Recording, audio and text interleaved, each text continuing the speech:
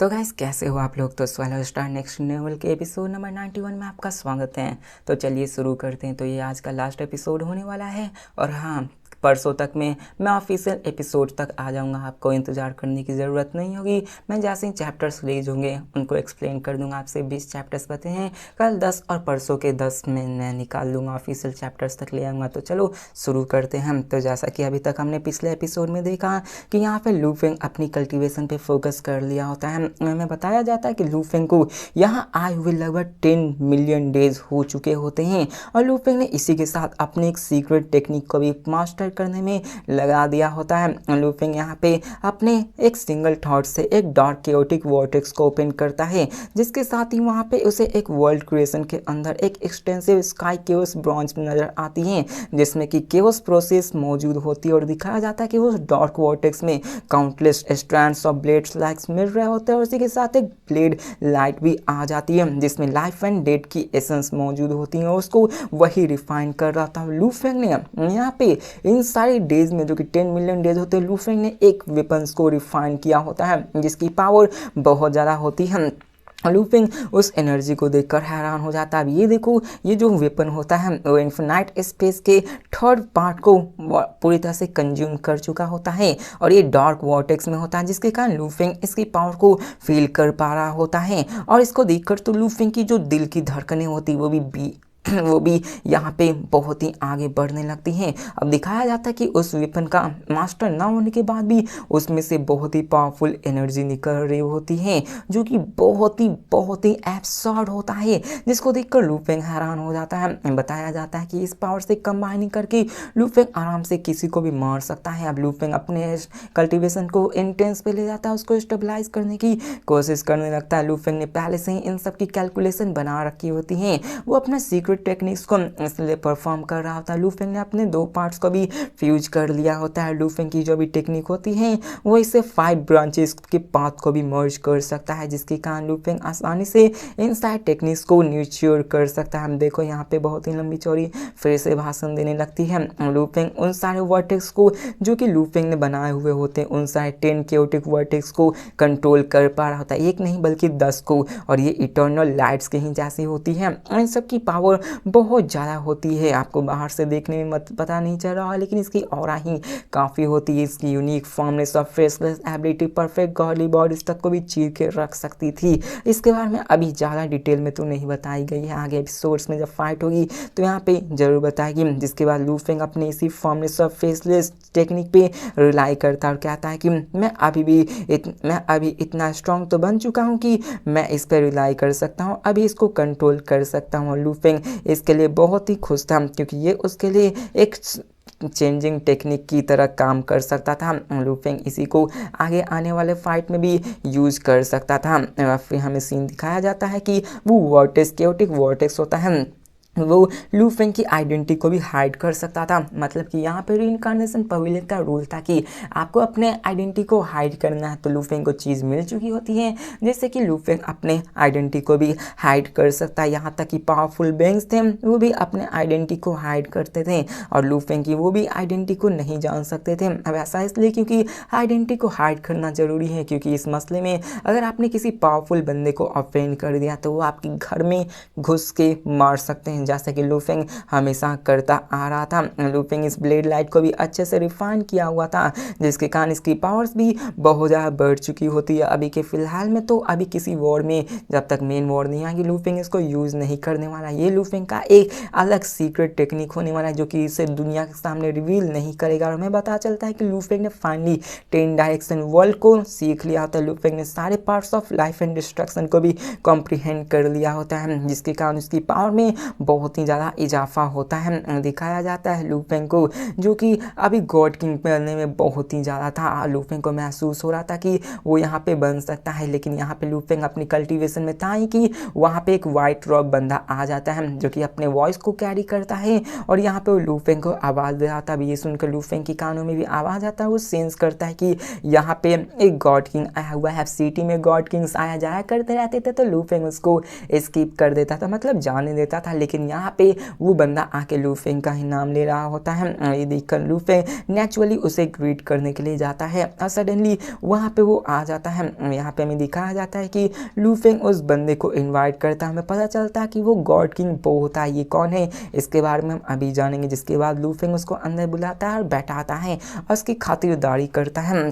और अब फिर हमें दिखाया जाता है गॉड किंग पोको जो कि लू फेंग से कहता है कि मुझे नहीं लगा था कि तुम्हारे अंदर जो डिस्पल है वो इतना ज़्यादा इन्फ्लुएंसफुल है। अब वो देख पा रहा था वहाँ पे लू फेंग के मोयू किंग को जो कि पावरफुल बन चुका होता है। जिसके बाद वो उसकी तारीफ़ करते हुए कहते हैं कि तुम तो सच में यहाँ पे एक इतने फेमस होने की काबिल हो। हमें पता चलता है कि वो भी एक गॉड किंग होगा ही क्यों ना हो। अब यहाँ पे वो अपने भी फर्स्ट स्टेज में इनविंसिबल माने जाते हैं। अब मुझे एक बात नहीं समझ में आती, आप लोग यार बताना। मतलब यहाँ पे मैं जिसको भी देख रहा हूँ सबको इनविंसिबल कहा जा रहा है अपने गॉड किंग के फर्स्ट ट्रेलर में। अगर सब लोग इनविंसिबल हैं तो यहाँ पे आखिर कैसे, मतलब कोई एक ही बंदा इनविंसिबल हो सकता है। जैसे लू फेंग को देख लो, लू फेंग अपने केओस ट्रेलर में इनविंसिबल कहा जा सकता है क्योंकि उसे कोई भी नहीं हरा सकता। लेकिन यहाँ पे जो भी केओस गॉड किंग में रहा है सबको कह रहा है कि वो अपने गॉड किंग के फर्स्ट ट्रेलर में इनविंसिबल है। ऐसा कैसे हो सकता है? इनविंसिबल तो सिर्फ कोई एक ही ना होगा, सबके सबको इनविंसिबल बना दिया है, ऐसा थोड़ी ना होता है। और यहाँ पे हमें दिखाया जाता है कि वो लू फेंग की पावर को भी महसूस कर पा रहे होते हैं। अब भले ही सामने वाला यहाँ पे एक गॉड किंग था लेकिन लू फेंग को घंटा फर्क नहीं पड़ रहा था। लू फेंग को कुछ प्रेशर महसूस ही नहीं हो पा रहा था, जिसको जानकर तो वह और भी यहाँ पे हैरान हो जाते हैं और खुश होते हैं। जिसके बाद वो कहता है कि लगता है कि हमने यहाँ पे एक दूसरे को पार्ट ऑफ कल्टीवेशन में मदद करना चाहिए। और वो लू फेंग की तारीफ फिर से करने लगते हैं। तो इसको मैं स्किप करता हूँ क्योंकि ये बंदा समझो तो हंसमुख तरीके का है, जिसे फाइट करना पसंद नहीं, जो तारीफें किया करता है। जिसके बाद वो उससे कई सारी बातें करता है। यहाँ पे लू फेंग से म्यूचुअल असिस्टेंट या फिर कह सके तो उससे एक दोस्ती नाता बनाने के लिए आया होता है, क्योंकि यहाँ पे वो सबको दोस्त बनाना चाहता था ताकि उसकी जितनी ज़्यादा दोस्त हो उतनी ज़्यादा उसकी मदद हो सके। और उसके कई सारे दोस्त भी थे, ऐसा नहीं है। और अब फिर यहाँ पे वो आया होता है लू फेंग से मिलने के लिए ताकि वो उससे बात कर सके। अब यहाँ पे वो इसलिए नहीं आया होता क्योंकि वो बात कर सके, बल्कि वो भी यहाँ पे लू फेंग को अपना ग्रुप ज्वाइन करवाने के लिए आया होता है। वो लू फेंग से कहता है कि क्या यहाँ पे आप मेरे ग्रुप को ज्वाइन करना चाहेंगे। यहाँ पे लू फेंग को अभी वो अपने ग्रुप जिसका नाम माइरिड वर्ल्ड्स होता है उसको ज्वाइन कराना चाहते थे। अब यहाँ पे देखा जाए तो लू फेंग ने ऑलरेडी रीइंकार्नेशन पवेलियन को ज्वाइन कर रखा था, लेकिन इसका मतलब ये नहीं कि वो दूसरे पवेलियन को नहीं ज्वाइन कर सकता है। अब इस पवेलियन का नाम था हेवन अर्थ अलायंस, वो मैरिड वर्ल्ड कुछ और ही है। अब यहाँ पे वो ऐसे करके लू फेंग यहाँ पे ज्वाइन हो जाता है। लू फेंग के पास परमिशन थी कि वो दूसरे भी ग्रुप को ज्वाइन कर सकता है। और यहाँ पे लू फेंग जितना ज़्यादा कनेक्ट होगा उतना ही ज़्यादा उसकी गॉड किंग से बातचीत होती जाएगी। अब ये सुनकर वो भी बहुत ही खुश होता है और कहते हैं ये सेंट लुओ ही तो बहुत ही स्ट्रेट फॉरवर्ड है। और वो कहते हैं कि अगर आपको कोई ट्रबल हो या फिर आपको किसी चीज़ की ज़रूरत तो आप बिना किसी हेसिटेशन के मुझसे मांग सकते हैं। अगर मेरे एबिलिटी के अंदर हुआ तो यहाँ पर मैं आपकी ज़रूर मदद करूँगा या फिर मैं अपने दोस्तों से मदद ज़रूर करूँगा। जिसके बाद वो लू फेंग से ऐसे ही कई सारे बातें करते हैं। यहाँ पे पता चलता है कि वो वहाँ पे कई सारे गॉड किंग्स को भी जानते हैं और इसी के साथ वो लू फेंग को एक वुडन टोकन भी देते हैं जो कि हर बार दिया जाता है जो भी कोई अलायंस को ज्वाइन करता है। जिसके बाद वो यहाँ पे कहता है मैं यहाँ पे ज़्यादा लंबा तो नहीं रुकने वाला हूँ। जिसके बाद वो खड़ा हो जाता है, लू फेंग उसको बाहर तक छोड़ने जाता है। यहाँ पे तभी दिखाया जाता है कि लू फेंग उसको छोड़े जाता है कि वहाँ पे हमें मोयू किंग और उसकी वाइफ को दिखाया जाता है जो कि उसको देखकर शॉक हो जाते हैं, क्योंकि उन्होंने भी गॉड किंग पो के बारे में बहुत कुछ सुन रखा था। और यहाँ पे गॉड किंग पो भी उन सारे को देखता है और कहता है कि तुम दोनों तो कोई भी इटर्नल ट्रू गॉड हो, लेकिन तुम दोनों की जो टैलेंट है वो एवरेज जैसी है। वो दोनों भी बंदे उनके सामने ग्रीट करते हैं और वहाँ पे वो भी उसको कहते हैं ठीक है। जिसके बाद वहाँ पे वो उसकी वाइफ को देखकर कहते हैं कि मैंने तुम्हें कहीं ना कहीं तो देखा है। तो जैंग यूंग जी एक्साइटेड होते हुए कहते हैं कि हाँ, आपने मुझे बहुत ही काइंडनेस शो किया है, आप हमेशा पब्लिक में फ्री लेक्चर दिया करते थे, जिस कारण मैं भी वहाँ पर अटेंड करने आती थी। तो ये सुनकर वो भी हैरान, वो भी लू फेंग भी हैरान हो जाता है। उसे पता चल जाता है कि गॉड किंग पो भी यहाँ पे लेक्चर दिया करते थे अपने डॉग के बारे में या फिर कल्टीवेशन के बारे में, जिससे सुनने के लिए millions of eternal true gods आया करते थे ताकि वो अपने आप को स्ट्रांग बना सके। जहाँ पे वो ज़्यादा तो बात नहीं करते, जिसके बाद वो वहाँ से निकल जाते हैं, क्योंकि यहाँ पे आखिरकार एक गॉड की इटर्नल ट्रू गॉड से क्या ही बात करेगा। जिसके बाद वो वहाँ से निकल जाता है।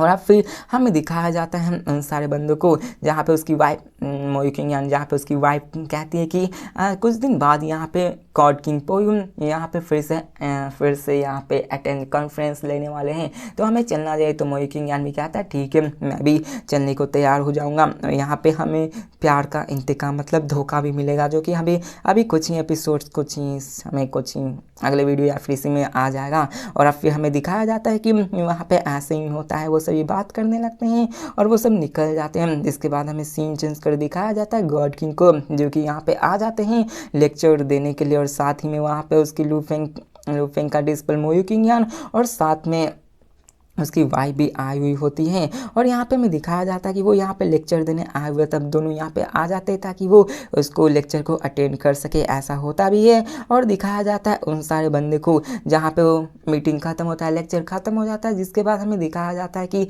उन दोनों को बुलाया जाता है मोयू किंग यान और उसकी वाइफ जैंग यूनू को, जहाँ पे वो जैंग यूनू से कहती है कि क्या तुम मेरे डिस्पल बनना चाहोगी। अब यहाँ पे गॉड किंग पोयू के पास 300 पर्सनल स्टूडेंट्स होते, मतलब वो स्टूडेंट्स बनाते रहते थे ऐसे इन जनरली में। तो ये जानकर जैंग यूनी बहुत ज़्यादा खुश हो जाती हैं, क्योंकि यहाँ पे वो गॉड किंग का डिस्पल बन सकती है। अब देखा जाए तो यहाँ पे गॉड किंग पो का यहाँ पे कोई भी चीज़ नहीं था, मतलब उसका इंटरेस्ट नहीं था उसकी मोई किंग यान की वाइफ में, वो बस इसलिए यहाँ पे करना चाहता था ताकि यहाँ पे वो लूफेंग का दिल जीत सके, क्योंकि मोई किंग यान उसका इकलौता डिस्पल था और यहाँ पे उसकी वाइफ भी थी, जिसके कारण वो लूफेंग से कार्मिक कनेक्शन को बना सकता था। और यहाँ पे यही तो इंतकाम का होने वाला है। उसकी वाइफ बहुत ज़्यादा खुश हो जाती है, उसे लगता है कि उसके पास तो एक गॉड किंग टीचर बन चुके हैं आखिरकार एक इटर्नल ट्रू गॉड के लिए, और ऐसी बात क्या हो सकती है। और वो कहते हैं कि तुम यहाँ पे आकर रह सकती हो, लेकिन यहाँ पे सैंग सिटी में रहना होगा, लेकिन यहाँ पे उसके हस्बैंड को भी एक साथ रहना पड़ता, अभी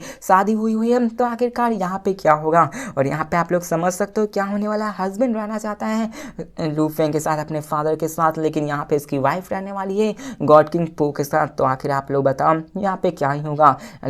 आपकी गर्लफ्रेंड आपसे दूर रहेगी तो दर्द तो होता ही है, मुझे भी होता है, लेकिन मेरी गर्लफ्रेंड ही नहीं है। अब फिर दिखाया जाता है कि यहाँ पे ये सब बातें हो ही नहीं होती है, और वो उससे कहती है कि देखो तुम्हारी टैलेंट ऑर्डिनरी है और तुम आशा कर सकते हो कि यहाँ पे तुम ब्रेक थ्रू कर सको, लेकिन यहाँ पे तुमको बहुत ही ज़्यादा मेहनत करनी पड़ेगी। और अब फिर ऐसे ही होता है। तो यहाँ पे बहुत ही लंबी चौड़ी बकवास फिर से होने लगती है, जिसको कि मैं स्किप करता हूँ। और इसी के साथ हमें लूफेंग को भी दिखाया जाता है, जो कि अभी फुली तरीके से अपनी कल्टीवेशन में इमर्ज होता है, लेकिन तभी वहाँ पे युआनजू ओरिजिनल एंसेस्टर लूफेंग से कॉन्टिन्यूट करते हैं। अब युआनजू कोई और नहीं, ओरिजिनल एंसेस्टर होते हैं, कौन टीचर ओरिजिन ही होती युआनजू। अब देखो युआन जो कि ट्रेजर लैंड होता है, युआन वो अलग होते हैं और युआनजू अपने ओरिजिन एंसेस्टर वो अलग होते हैं, तो कंफ्यूज मत होना। इसी के साथ हमें दिखाया जाता है लूफेंग उससे मिलने के लिए आता है, क्योंकि उसे पता था कि बिना किसी इंपॉर्टेंट चीज़ के वहाँ पे वो उससे बुलाएगा तो नहीं। हमें पवेलियन का सीन दिखाया जाता है जहाँ पे लूफेंग उसके पास आता है और यहाँ पे वो उसके तरफ वाइन को प्योर करते हुए कहता है और कहता है कि यहाँ पे ये पियो। तो लूफेंग कहता है कि तुम तो आज बड़े ही अच्छे मूड में हो। तो यहाँ वो कहता है, तो ये सुनकर युआन कहता है कि हाँ मैंने फाइनली अपने आप के फाउंडेशन को कम्प्रीहेंड कर लिया है और मैं यहाँ पे केओस लॉ को भी सीख चुका हूँ। और वो बहुत ही खुश होता है क्योंकि उसकी फाउंडेशन भी बहुत ही स्ट्रांग हो चुकी होती है। अब यहाँ पे वो ब्रेक थ्रू कर चुका होता है। अब ये सब हुआ होता है क्योंकि लूफेंग ने उसको सारे रिसोर्सेज दिए होते हैं, उसको अच्छे अच्छे खाने खिलाए होते हैं, महंगे महंगे बिलियंस चीज़ों में दिए होते हैं, जिसके कारण वो ब्रेक थ्रू कर पाया होता है इटर्नल ट्रू गॉड में। अगर रिसोर्सेज ना होते हो तो उसके लिए 100 टाइम्स भी ज़्यादा होती है। यहाँ पे लूफेंग ने बहुत ही पैसे लुटाए होते हैं, अगर उतना लूफेंग पे किसी ने लुटाया होता है तो आज लूफेंग भी बहुत ही जल्दी इतना स्ट्रांग बन जाता है, लेकिन लूफेंग ने सब अपने हार्ड अर्न से ये सब किया होता है। यहाँ पे वो कहता है कि अभी देखा जाए तो आपकी भी पोटेंशियल बहुत ज़्यादा है, आप भी हो सकता है कि आगे चल के गॉड रोल में ब्रेक थ्रू कर लो यहाँ पे। लेकिन वो कहता है कि हाँ मैं जानता हूँ, लेकिन अभी बहुत ही लंबा अरसा है। लेकिन अभी भी देखा जाए तो लूफेंग ने खुद को गॉड किंग में ब्रेक थ्रू नहीं कर पाया, तो आखिरकार और टीचर ओरिजिन कैसे खुद को ब्रेक थ्रू करा सकते हैं। अब देखो उन दोनों में बातें होती है। लूफेंग अच्छे से जानता था कि वर्चुअल यूनिवर्स में आके टीचर ओरिजिन कितने ज़्यादा स्ट्रॉन्गर बीइंग थे, वो पहले बंदे थे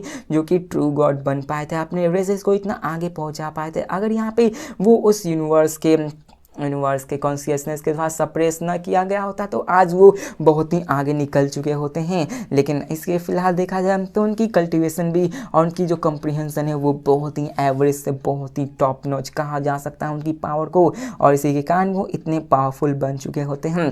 और यहाँ पे बहुत सारी चीज़ें होती हैं। अब देखो लू फेंग के वो बहुत ही करीब थे, तो मसला यही है लू फेंग के कारण उनको भी अथॉरिटी मिल चुकी थी। वो भी यहाँ पे कोई इस जगह का एक बहुत ही बड़े अच्छी चीज़ों को संभाला करते थे, उनके पास भी रिसोर्सेज की कमी नहीं होती। और दिखाया जाता है कि वहाँ पे वो अपने भी उसी होमलैंड मतलब उसी चीज़ों को एक्सपैंड करना ब्रेक थ्रू किए होते, तो उनकी ओरिजिनल यूनिवर्स भी होती है वो भी एक्सपैंड होना शुरू हो चुकी होती है। और जो वहाँ पे बंदे होते हैं उन्हें भी पता चल जाता है। अब देखो भले ही यहाँ पे लू फेंग अभी ओरिजिन कॉन्टिनेंट में हो, लेकिन ओरिजिनल यूनिवर्स में ही लू फेंग का अपना एक यूनिवर्स बना हुआ है। और वहाँ पे जितने भी बंदे हैं, मान लो उसकी वाइफ, उसकी बच्चे, उसके हर एक टीचर जो कि अभी तक है, वो उसके और यूनिवर्स को देख के पता लगा सकते हैं कि लू फेंग ने ब्रेक थ्रू किया ही नहीं। जैसे अब यहाँ पे टीचर ओरिजिन ने किया, तो उनकी भी जो डायमीटर होती है यूनिवर्स की वो भी एक्सपैंड होना शुरू हो जाती है, जिसको देखकर सब लोग समझ जाते हैं कि उनके जो टीचर ओरिजिन थे वो भी अपने आप को पावरफुल बनाना शुरू कर दी। उनकी भी जो यूनिवर्स होती है उनकी डायमीटर ट्रिलियंस लाइट ईयर्स में फैलने लगती हैं। और इसी के साथ वो पूरी तरह से हैरान हो जाते हैं। अब यहाँ पे हमें कुछ बीते हुए पास्ट कैरेक्टर्स का भी सीन दिखाया जाता है, जो कि हम नेक्स्ट एपिसोड में बात करेंगे। तो मिलते हैं नेक्स्ट वीडियो में। और हाँ, परसों तक ख़त्म हो जाएगी, हम लोग बहुत ही जल्दी यहाँ पे कैचअप करने वाले। तो आप लोग बताओ कि अगर यहाँ पे 12 स्टार खत्म हुआ तो मैं किस सीरीज़ को एक्सप्लेन करूँ। तो मिलते हैं नेक्स्ट वीडियो में, तब तक के लिए बाय।